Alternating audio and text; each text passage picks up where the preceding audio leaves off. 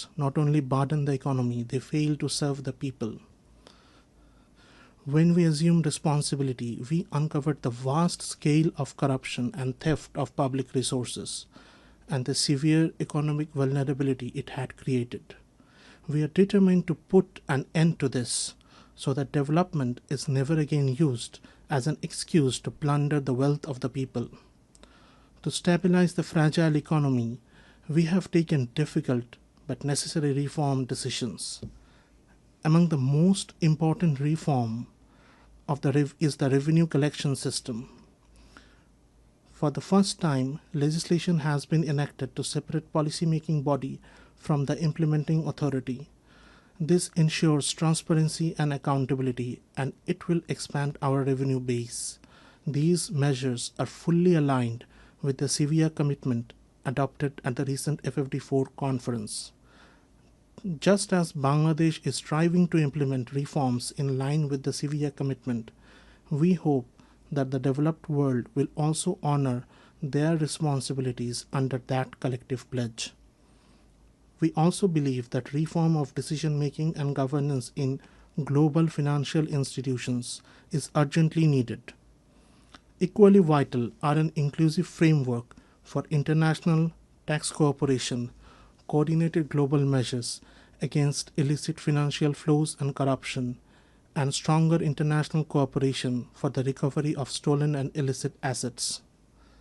Madam President, recovering the illicit assets stolen from our country is now one of our highest priorities.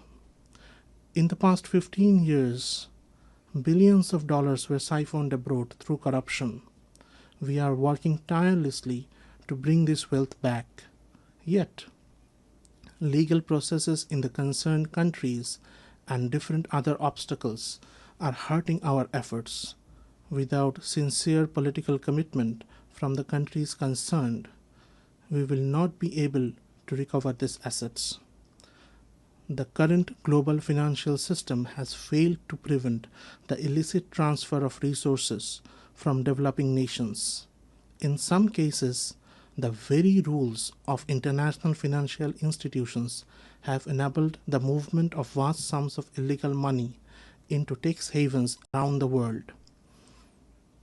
I call upon those countries and institutions that shelter such stolen assets, do not be complicit in this crime. Return the wealth to its rightful owners, the farmers, the workers, and the ordinary taxpayers.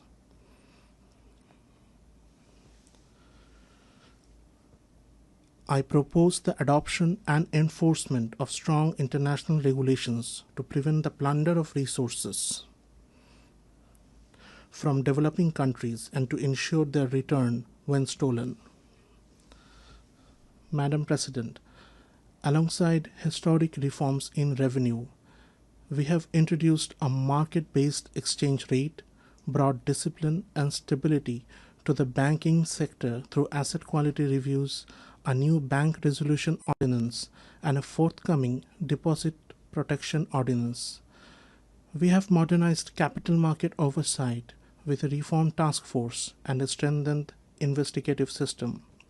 In public procurement, e-tendering is now mandatory and conflicts of interest must be disclosed. A new public accounts audit ordinance has reinforced accountability. Our aim is not only financial stability, but also an investment-friendly environment. The Bangladesh single window now integrates 19 agencies to simplify customs procedures. Specialized commercial courts have been established to expedite dispute resolution. The Investment Development Authority has set up a coordination committee to ensure smooth, one-stop services, bringing regulators under one roof and easing visa and work permit processes. An FDI heat map and a national semiconductor task force now provide transparent information on high potential sectors. Trade logistics are also improving. Year on year, container handling at Chattogram port grew by 27.6% in August, a striking sign of new efficiency. These initiatives strengthen economic governance and make investment safer. Bangladesh is now entering a new phase of sustainable and inclusive growth. This progress would not have been possible without the extraordinary contribution of our migrant workers. Month after month, they send record remittances home through their hard work abroad. Their contribution is not only vital for Bangladesh, it is equally valuable for host countries, where they provide essential services in high demand. Migration is therefore mutually beneficial, good for us, good for them. We are also advancing human labor rights reforms in line with our commitments. A committee has already been formed to implement the recommendations of the Independent Labor Reform Commission. Amendments to the Bangladesh Labour Act are at the final stage, including easier trade union registration, longer maternity leave, and expanded social protection for workers in both formal and informal sectors. Online trade union registration has been introduced, and further simplification is under review. As a sign of our commitment to workers' rights, we have also signed the Charter of the OIC Labour Centre. For these reasons, we strongly support safe, orderly, and regular migration. We call upon all countries that receive migrant workers to ensure empathy and protection for them. While developed nations struggle with aging populations, Bangladesh is blessed. More than 60% of our people are under the age of 35. If migration pathways are opened, it will be mutually beneficial. By harnessing the strength of our youth, we can help meet labor needs in developed countries while creating opportunities for our own people.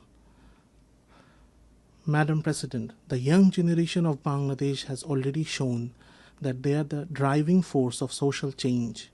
We are investing in their skills in information technology, artificial intelligence, renewable energy, and green innovation.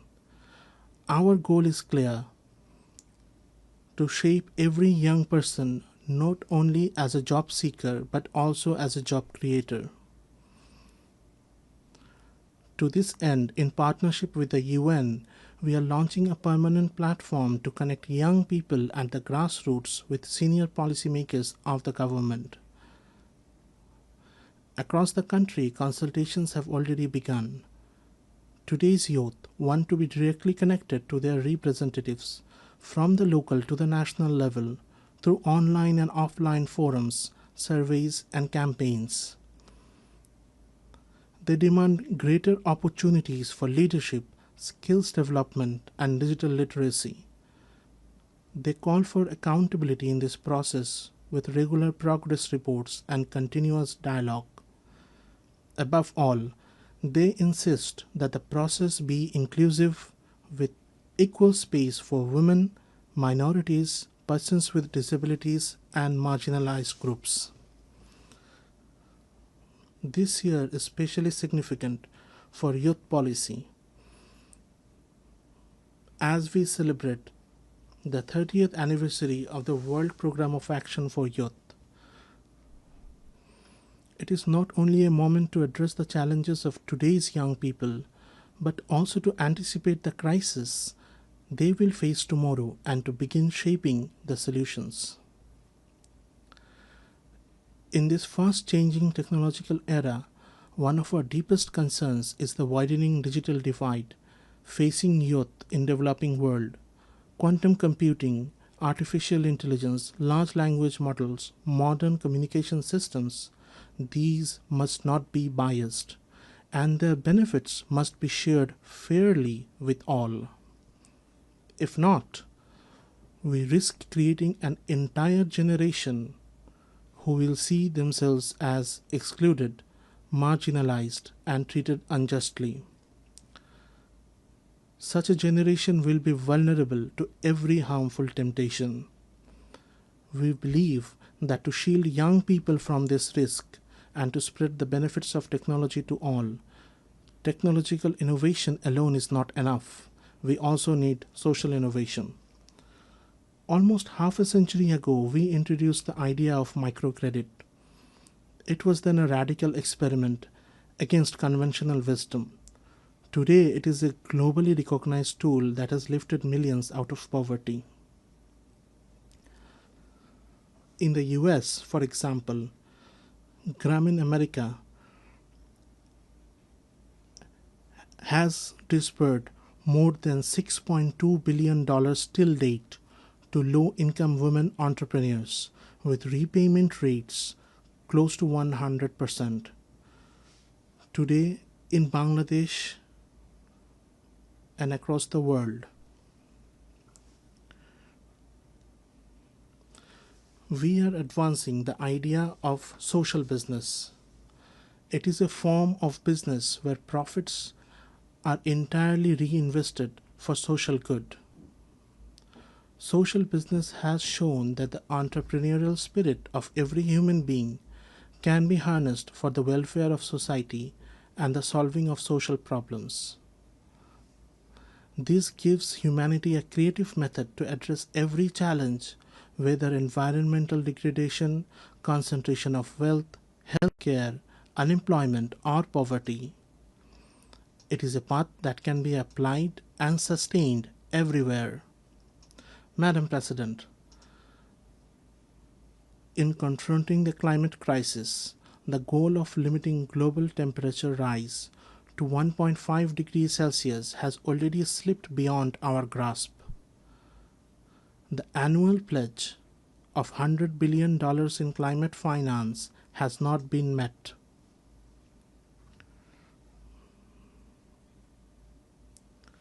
Worse still, the small sums that are dispersed are often shown on paper as many times larger than what they really are. This is unacceptable. For the sake of our children's future, we must act now. The Loss and Damage Fund must be made fully operational. Efforts to mitigate climate change must be intensified, but adaptation must be given equal priority. And adaptation must be locally determined, locally led, and locally managed. Bangladesh has already embraced locally led adaptation as a guiding principle.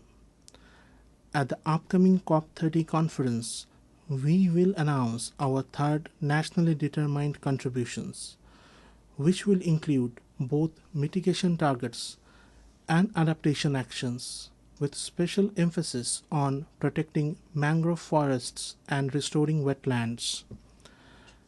At the same time, we expect the global community, particularly the high-emitting countries, to meet their responsibilities with sincerity. Madam President, another great challenge of our time is the rise of protectionism in global trade. In our own lifetimes, we have seen how trade and globalization lifted almost 1 billion people out of poverty in just 3 decades. If we now turn back, our children will lose that opportunity. It is undeniable that in trade, every nation's sovereign interests must be safeguarded, and no country should be forced to bear burdens beyond its capacity. But for the sake of global peace and prosperity, there is no alternative to open, fair, and rules-based trade. We must also expand the role of social business in global trade. A growing share of development assistance must be directed towards spreading social business worldwide. My generation has witnessed how a system of interdependent economies made conflict too costly and helped preserve peace. Today, more than 120 armed conflicts are raging across the globe. If economic interdependence collapses, these conflicts will only multiply, development will falter, and peace itself will be destroyed. Madam President, the ongoing conflict in our neighboring country Myanmar has created a situation of deep concern for the entire region. It threatens not only regional stability but also the prospects for the safe return of the forcibly displaced Rohingya sheltered in Bangladesh. 8 years on, the Rohingya crisis continues without any solution in sight. Moreover, Bangladesh faces a slow but regular flow of the Rohingyas seeking protection. Evidently, deprivation of rights and persecution of the Rohingya rooted in cultural identity-based politics continue in Rakhine. Reversal of the process of marginalization of the Rohingya cannot wait any further. Most of the discriminatory policies and practices that made them vulnerable can be reversed, and remedial measures can be advanced without waiting for a comprehensive national political settlement in Myanmar. There must be a political solution to the problems in Rakhine involving the ethnic stakeholders there so that the Rohingya become part of the Rakhine society with equal rights as equal citizens.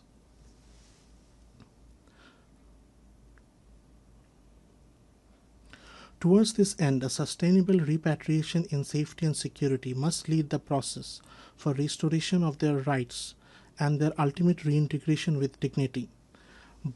Bangladesh has been drawn into this crisis as the second victim after the persecuted Rohingya.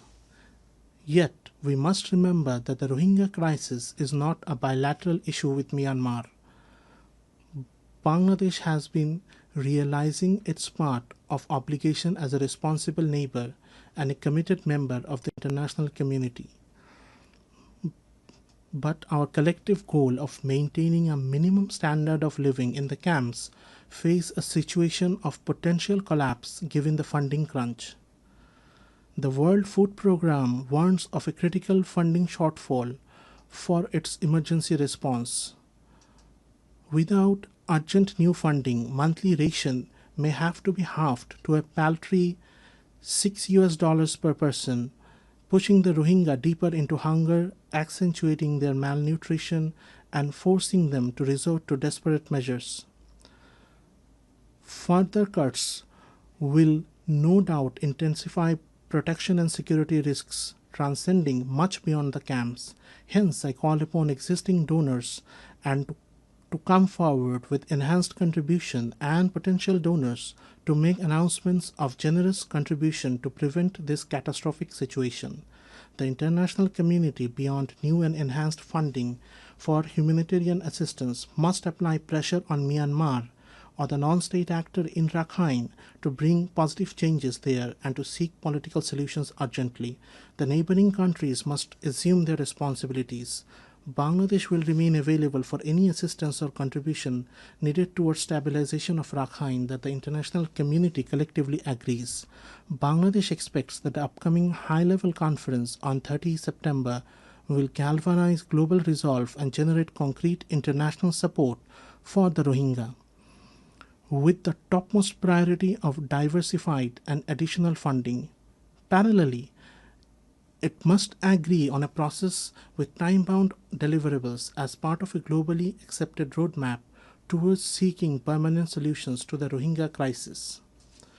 Madam President, this year, conflicts have scarred almost every corner of the globe, in Europe, in South Asia, and in the Middle East. We live in the most densely populated region of the world.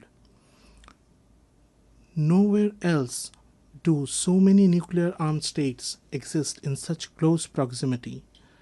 That is why we in Bangladesh deeply understand the urgency of disarmament and the prevention of nuclear proliferation.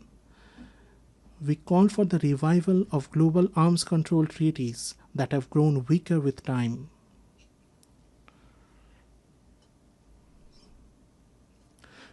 We renew our call for the establishment of nuclear weapon-free zones, particularly in the Middle East and South Asia.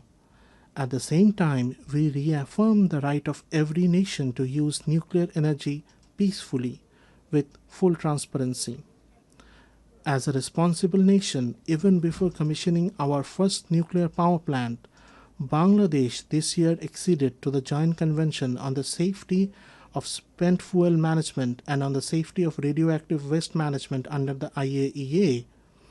By doing so, we reaffirm our commitment to the highest standards of nuclear safety and transparency.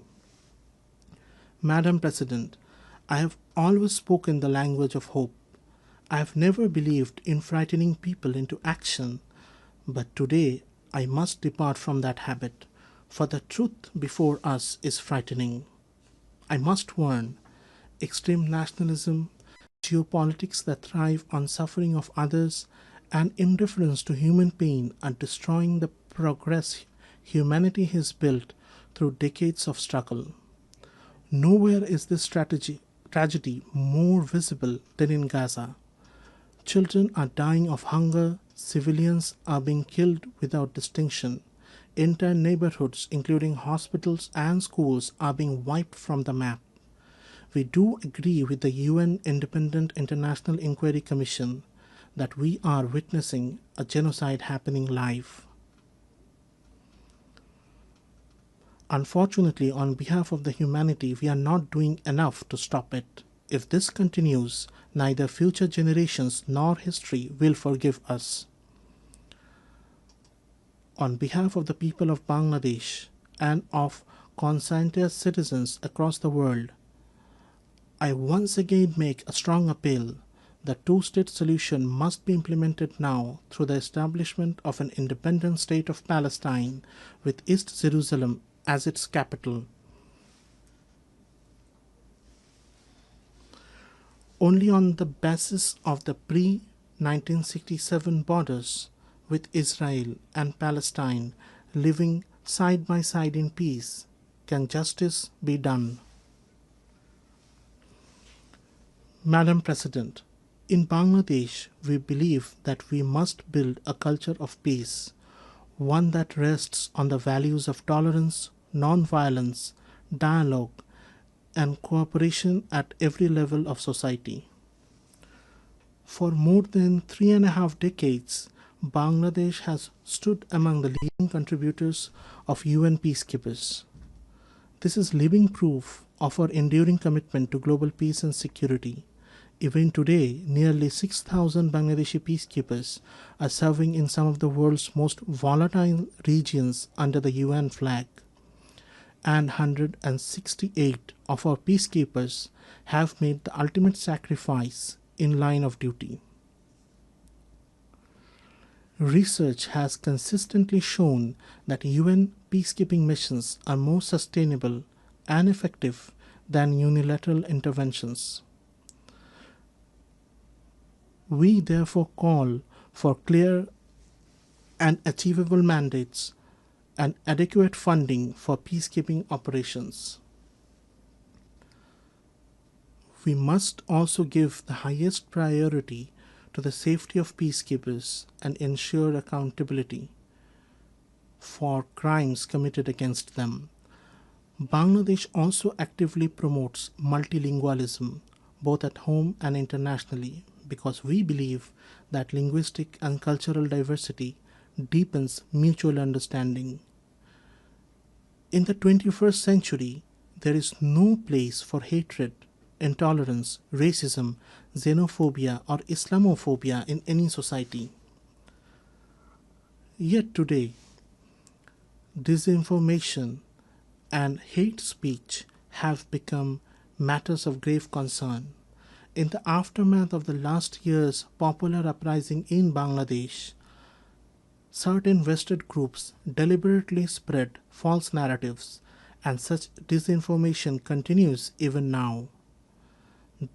The problem has been compounded by the deliberate use of fake news and artificial intelligence-driven deepfakes, which make the situation even more dangerous. We must work together to confront these distortions before they erode trust among people and weaken the bonds of social harmony. Madam President, one of our top priorities is the empowerment of women. In the words of our national poet Qazi Nazrul Islam, whatever in this world is great, whatever is good, and everlasting, half of it has been created by women and the other half by men. In reality, in many important fields today, the contribution of women is greater than half. This month, for the first time, Bangladesh published the Unpaid Household Production Satellite Account. It shows that women perform more than 85% of unpaid care and household work, with a value equivalent to over 16% of our GDP. Despite many obstacles, our girls are succeeding everywhere, from classrooms to boardrooms, from laboratories to sports fields. Recently, our women's football team won a regional championship, qualified for the Inter-Asian competition, and inspired millions across the country. My government's efforts to ensure women's safety, dignity, and equal opportunity continue. This year, we celebrate the 30th anniversary of the Beijing Declaration. On this occasion, we have strengthened our commitment to women's empowerment by announcing 4 national pledges under the Beijing Plus 30 Action Agenda to be implemented in the next 5 years. They include enacting a law to prevent and protect against sexual harassment, recognizing and valuing women's unpaid care and household work, increasing women's participation in politics and public life, and strengthening gender-responsive budgeting. Madam President, Bangladesh is committed to regional cooperation based on mutual respect, transparency, and shared prosperity. Through initiatives such as BIMSTEC, BBIN, Asian Highway, SASEC, we are advancing regional connectivity and trade. At the same time, we have expressed interest in joining effective regional forums like ASEAN, and we are working toward that goal. We also call for the revitalization of the South Asian Association for Regional Cooperation, SAARC. Established 4 decades ago, SAARC achieved notable progress in its early years and laid a strong foundation for regional cooperation. Despite political deadlock, its institutional structure remains intact. We believe SAARC still holds the potential to deliver welfare to the hundreds of millions in our region, just as ASEAN has done in its own. For shared development, there is no alternative to regional cooperation among neighbors. And when it comes to the use of shared natural resources, fairness and compassion must guide us. Bangladesh is firmly committed to peaceful regional cooperation in this area. That is why, as the first country in South Asia, we have recently joined the UN Water Convention. Madam President, centuries of political exploitation, plunder of resources, and structural inequalities have created today's stark realities of uneven development. A decade ago, when we agreed on the 2030 agenda, we were filled with hope that the world would change course and move toward the right path. Yet the reality today is sobering. Progress toward the SDGs has fallen dangerously behind. The gap in development financing continues to grow, while the flow of official development assistance is shrinking. We urge donor countries to reverse this trend and to honor their commitments. We are in the process of graduating from the category of least developed countries to that of developing countries. Enhanced cooperation from the international community, in particular the relevant entities of the UN, is essential to ensure a smooth and sustainable transition. In this regard, we commend the work of OHRLLS and other relevant UN entities. We call for further strengthening of this office to enable more effective support to the LDCs and other vulnerable countries. At the same time, alongside grants and loans, we call for a massive expansion of social business through both public and private initiatives. This new approach can bring benefit to both donor and recipient countries alike. It can inspire, it can encourage, and it can take human creativity to new heights. Madam President, we acknowledge the contribution of UN to Bangladesh's progress and development. We reaffirm our full confidence in its three pillars: peace and security, development, and human rights. At the beginning of my statement, I said that over the past 8 decades, the UN has shown time and again that multilateral diplomacy helps humanity live together in greater harmony. Yet, on its 80th anniversary, we must acknowledge that multilateral diplomacy is under strain. The tensions of unequal bilateral relations have once again proved that multilateralism remains our last and best resort. To keep the UN, the custodian of multilateralism, alive and vibrant, we call for full transparency and sincere dialogue among member states. The United Nations must continue to evolve and adapt if it is to meet today's challenges and fulfill our collective aspiration for multilateralism. In this spirit, we welcome the Secretary General's UN 80 initiative, but we must also insist reform must not weaken multilateralism or silence the voices of developing countries. Reform must have one goal only: to bring about real and positive change on the ground. Madam President, last year our people proved that injustice in this world is not eternal. They proved that change is not only possible, it is inevitable. We must remember that the challenges ahead cannot be met by any single country alone.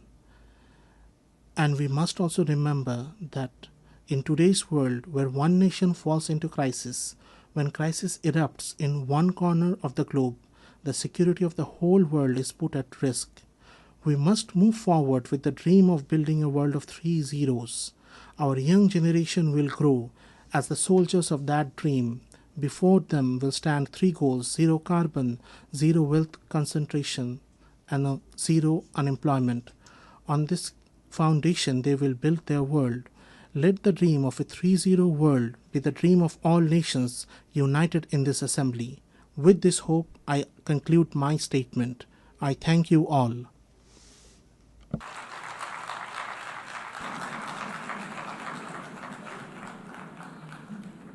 On behalf of the Assembly, I wish to thank the Chief Advisor of the Interim Government of the People's Republic of Bangladesh.